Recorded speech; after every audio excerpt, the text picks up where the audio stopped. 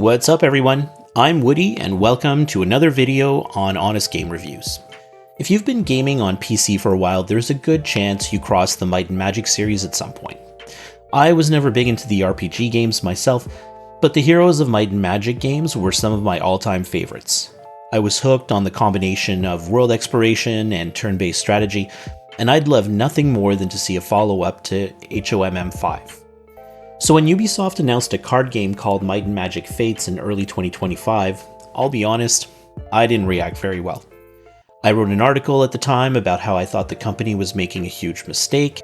I didn't agree with the company's decision to experiment with the IP in crypto, and I definitely wasn't thrilled that they were making yet another TCG in an already crowded market. I also wasn't impressed about the way they were tiptoeing around Web3. A company like Ubisoft should be making a splash and not just fielding a normal video game with sort of Web3 features. If you're interested, I'll leave a link in the description if you want to check out my take at the time, but fast forward about 8 months later, and now the game is actually here and playable, so I get to see whether or not I was wrong. What I can say at this point is that Might and Magic Fates plays it really safe. It's a decently good game, just not one that rocks the boat in any significant way. As usual, this video review is going to look at 3 things: whether I found Fates fun to play, what stood out about it, and whether I thought it was worth the time and money. Let's get started. My main point of reference for Fates is without a doubt Magic the Gathering, because Fates basically feels like a simplified, streamlined version of MTG. I could also compare this to Gods Unchained, which I've played before, or Hearthstone, which is probably the most common comparison I see in comments about Fates. Regardless, the formula is relatively the same. You play a hero that can summon creatures, cast spells, and use artifacts to defeat another player's hero by draining off their HP.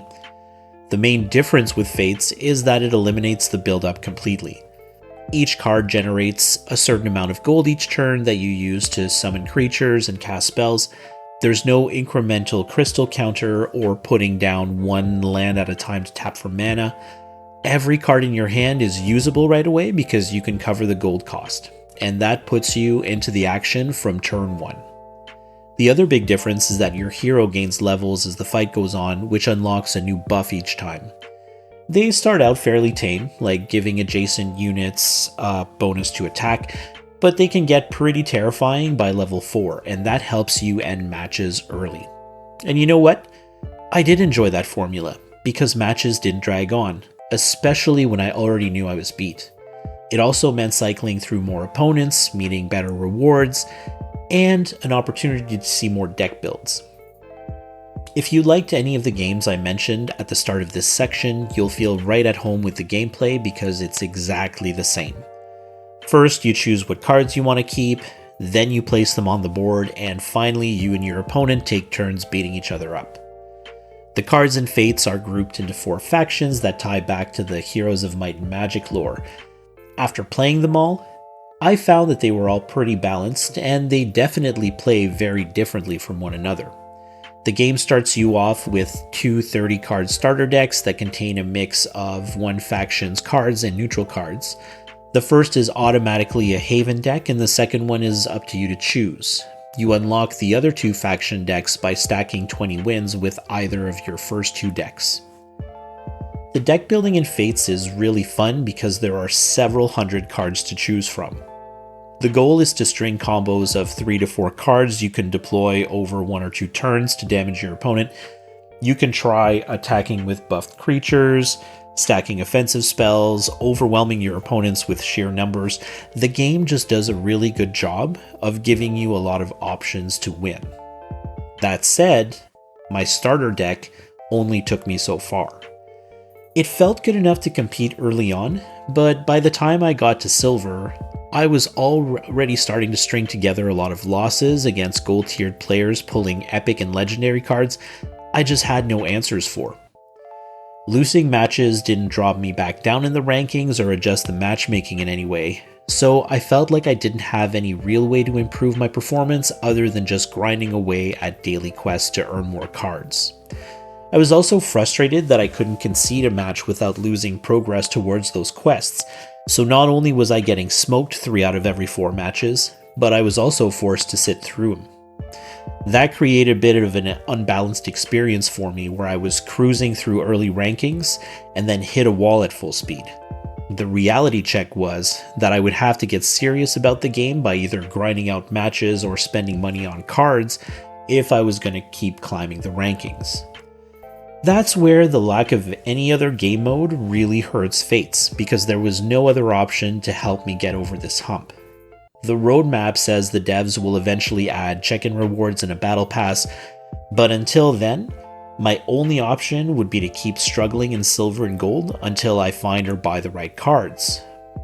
No matter what though, Ubisoft did nail the tactics side of Fates, and in the end, that depth is what really makes a TCG fun. I had a good time playing Fates, I just had trouble finding the motivation to keep pushing once I hit the real competition. I'm not kidding when I say that Ubisoft really played it safe with this one. Fates is essentially like every other MTG-inspired game wrapped in an M&M IP.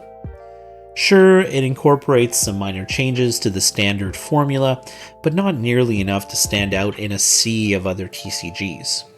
I feel like the IP is supposed to do the heavy lifting here, but I also don't expect to see much new content for a while.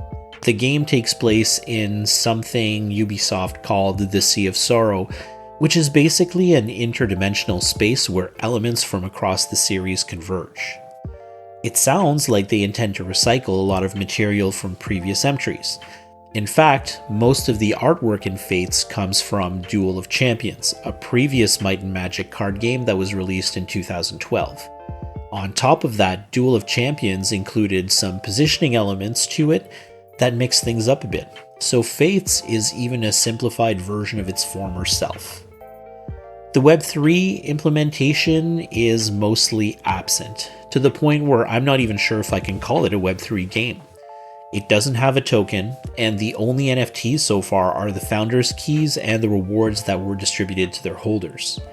I think the idea is to let players mint cards in the game at some point, and if they did, that would open the door to trading and selling, but that's just like every other game in crypto, and the problem is, I haven't seen anything official from the team on that. The Fates main menu mentions the Altar of Sacrifice, and that would be a reference to a feature on Immutable that lets you burn NFTs to get other items. Again, I haven't seen any specifics. And I think that's why I'm not really that motivated to keep playing the game now that I'm done with this review. It doesn't resonate with me as a Might and Magic game, and it doesn't introduce anything that I haven't seen before in 100 other crypto games. Might and Magic is free to play, so it's worth at least trying by default. But the deck building in this game revolves around creating powerful single-turn combos, and obviously, the more cards you have, the better off you are at doing that. Players who bought Founders Keys back in June for about $80 US have a pretty big advantage. Each key allowed players to claim 90 free packs worth roughly around 120 US now, plus a bonus bundle of cards that included 7 rares, 3 epics, and a limited edition legendary.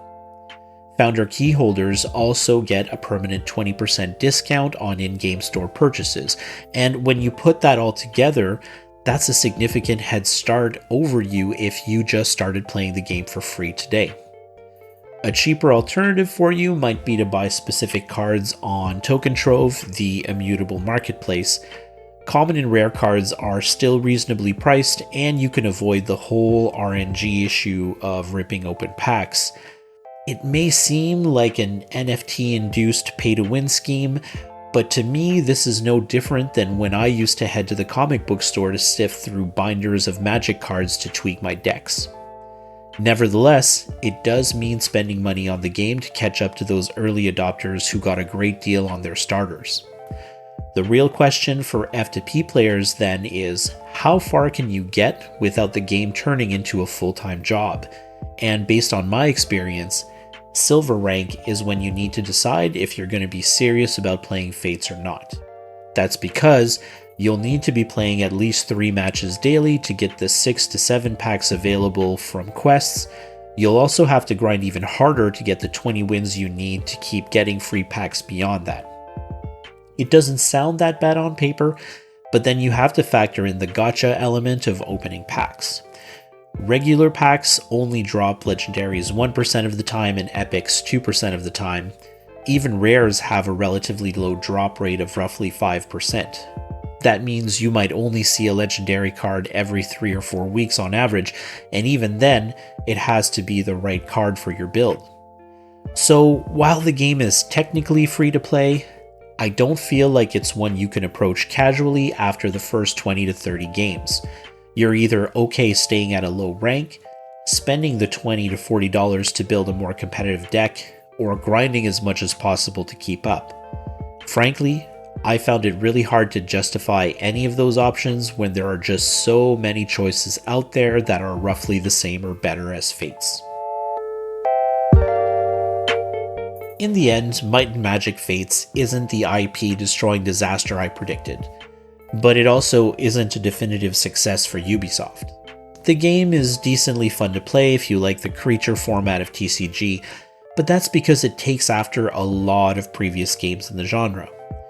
Ubisoft dropped in a few twists to give Fates a slightly different feel, but I couldn't shake the feeling that I was just playing Express MTG, and I think you'll feel the same way if you've played a lot of Hearthstone, Splinterlands, or Gods Unchained. Fates does have a lot of cards and deep tactical play, which promotes creative deck building and gives you plenty of options in combat, so it does things well where it counts for a TCG. The problem is that Fates doesn't give you much of a reason to play beyond ranked mode. There's no way to play against friends or host tournaments, there's no additional lore or challenges to expand on the Might and Magic universe, and it doesn't really include Web3 features that would entice that audience to engage as well. It honestly feels like an attempt by Ubisoft not to piss off longtime fans of the series and Web3 fans at the same time. The result, unfortunately, is just an average TCG that fails to stand out. My score for Might and Magic Fates is a 3 out of 5. I found it good enough to keep me entertained while I was playing it, but the sudden difficulty cliff when I hit silver made me think twice, and I haven't really found a good reason to keep pushing since. That wraps things up for this review. Don't forget to like and subscribe if you enjoyed this video. I'd love to hear what you think in the comments, especially if you've managed to climb further up the ranked ladder than I have. Thank you so much in advance for your support, and I'll see you in the next one.